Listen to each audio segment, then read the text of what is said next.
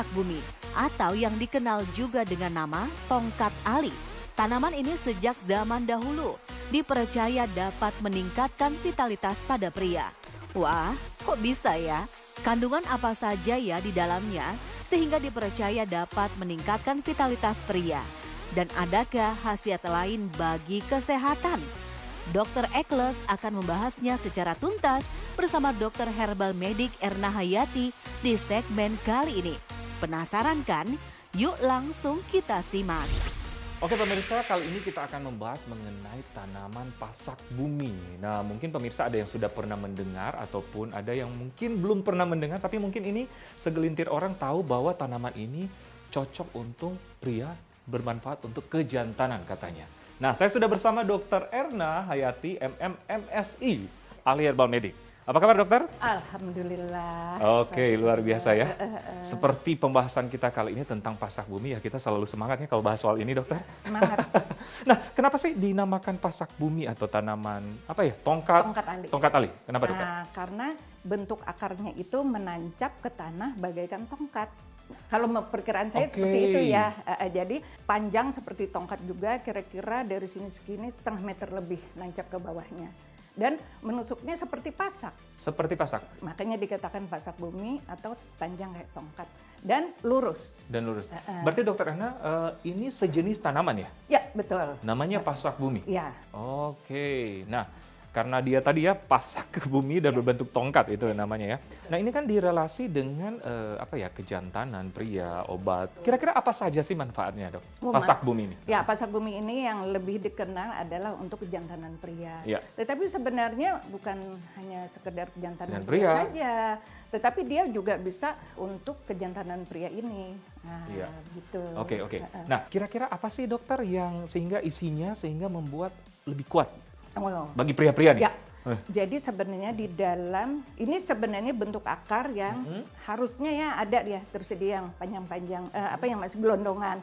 Tetapi kebetulan saya hanya ada sediaan yang sudah diserut. Karena kalau segelondongan itu permukaannya lebih kecil. Kalau ini kalau udah diserut-serut, permukaannya lebih besar sehingga untuk menarik zat aktif yang ada di dalam akar pasak bumi ini bisa lebih cepat. Karena permukaannya tadi ya? Ya, seperti itu bisa lebih cepat dan nanti akhirnya cara pembuatannya pun bisa hanya diseduh saja.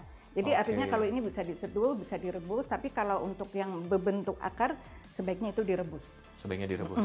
Nah, kembali lagi ke fungsinya dokter. Kejantanan nih, kenapa nih dok? Penasaran nih. Jadi masalah kejantanan, hubungannya dengan hormon. Ada isi apa sih dok sehingga menyebabkan ini itu, kuat katanya? Iya, kandungan isinya yang zat aktif yang terdapat di dalam akar pasak bumi ini adalah urikomalakton, urikomanon, dan lain-lain banyak sekali. Dia juga mengandung flavonoid, alkaloid, saponin dan semuanya itu juga berfungsi sebagai antioksidan. Antioksidan. Ya, daya tahan tubuh termasuk ya. Daya tahan tubuh, antioksidan, dia bisa juga antiinflamasi.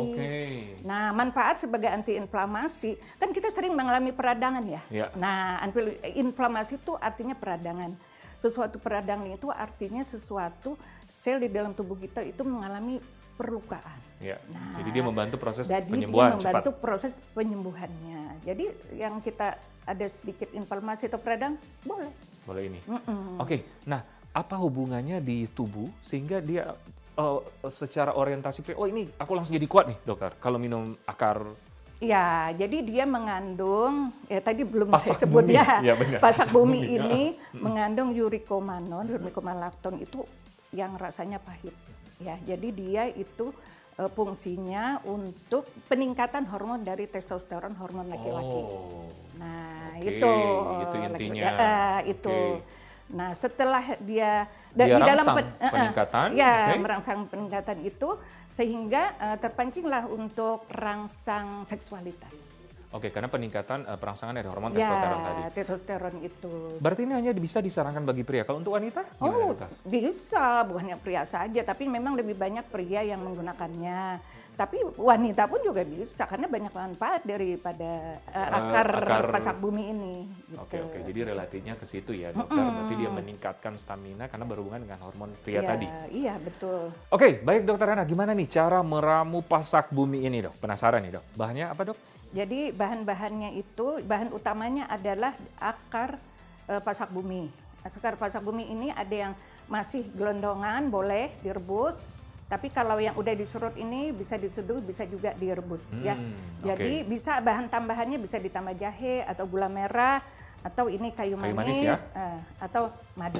Ya, jadi cara merebus untuk membuat ramuan yang baik dan benar itu direbus sampai mendidih. Boleh jadi sambil mendidih dulu ya? Ya, setelah mendidih lalu boleh dikecilin dengan api kecil. Ini udah mendidih kali ya? Ya, dikecilin dengan api kecil. Udah gitu kita buka ya. Iya. Nah, yang pertama kita masukkan kayu manis dulu. Ini kayu manisnya ya. Kayu manis ini. Nah, segini kurang lebih 2 batang. 2 batang ya? Nah, 2 batang. Nah, kemudian lalu ditambahkan ini yang sudah diserut tadi ya? Yang sudah dicuci ini. Oke, pasak bumi. Ini ya secukupnya aja ya. Ini secara empiris itu memang kalau untuk 2 gelas. Ya. Jadi ukurannya gimana dokter? Kalau secara empiris itu cukup dengan genggaman kita aja. Secemput? Ya. Oke. Kalau 2 gelas berarti ini 2 genggaman. 2 genggaman? Ya, ya ini direbus. Nah, kalau kebanyakan ada efeknya dok atau gimana? Terlalu banyak tidak bagus, terlalu lama mengkonsumsinya juga tidak bagus. Nah, apalagi para pria kan, dok, apalagi para pria kan semangat nih, mau lebih kuat berarti lebih banyak. Nah, itu salah ya? Ya, salah. Jadi untuk dosis itu, yang paling aman itu untuk ekstraknya ya 200 mg per hari. 200 mg per hari? Ya, Oke. Jadi tiap hari minumnya. Jadi kalau minum sehari 2 hari aja ya nggak terasa manfaatnya. Oke, jadi disarankan minum selama berapa lama dokter? Apakah bisa setiap hari? Bisa setiap hari. Seterusnya atau mungkin ada jangka waktu? Oh tidak, ada jangka waktunya. Di dalam penelitian itu ada yang 1 bulan, ada yang 3 bulan, ada yang sampai 6 bulan. Jadi untuk yang infertilitas itu bisa 3 bulan sampai 6 bulan mengkonsumsinya. 200 mg per hari. Ya, jadi dalam jangka lama juga itu. Ini setelah api kecil dididihkan selama 15 menit. Baik dok, ini kayaknya sudah 15 menit, udah ini ya? Oke, jadi matikan saja.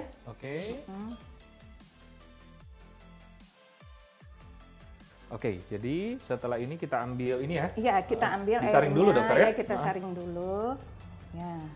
Dari baunya memang ada khas kayu manis ya? Ya, ini bau kayu manisnya, tapi rasanya nanti dua-duanya ada rasa. Tapi bau pasak bumi memang tidak ada khas gitu ya dok? Ya nggak ada, tapi rasanya yang khas. Nah bagi para pria mungkin yang ingin menambah kualitas kejantanan gitu, itu disarankan berapa lama dokter? Yang tidak ada masalah medis?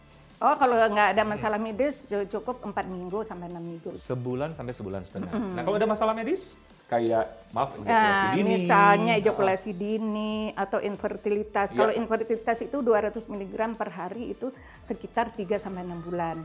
Tapi kalau yang gangguan ejakulasi dini atau itu kira-kira 3 bulan aja cukup. Kurang lebih 3 mg per hari. Tapi mungkin dalam pengawasan dokter ya tentunya ya. Ya tentunya sebelum harusnya ya bagusnya kalau orang yang mempunyai kelainan misalnya kekurangan hormon testosteron tadi ya, itu sebelumnya diperiksa dulu di dalam penelitian sampai setelah dia di 3 bulan diteliti lagi ternyata di dalam penelitian itu dari rendah testosteronnya menjadi normal. Oke dokter, Erna penasaran nih mau minum nih dok. Jadi ini Silahkan. pasak bumi sama apa tadi dok? Kayu manis ya? Kayu manis. Ya. Oke.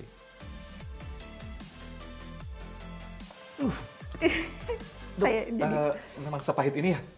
Tapi emang mungkin pahit. setimpal dengan hasilnya ya dok? Oh iya, nanti kalau dia pahitnya itu berasa itu artinya zat aktif yang ada di dalam pasak bumi ini sudah masuk ke dalam air.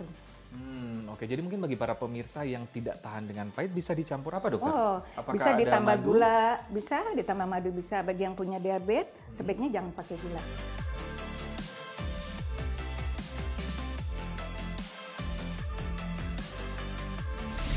Oke pemirsa, sekian dulu perbincangan kali ini. Semoga bermanfaat. Saya Dr. Eklas bersama Dr. Erna Hayati, MM, MSI. untuk Hidup Sehat Plus.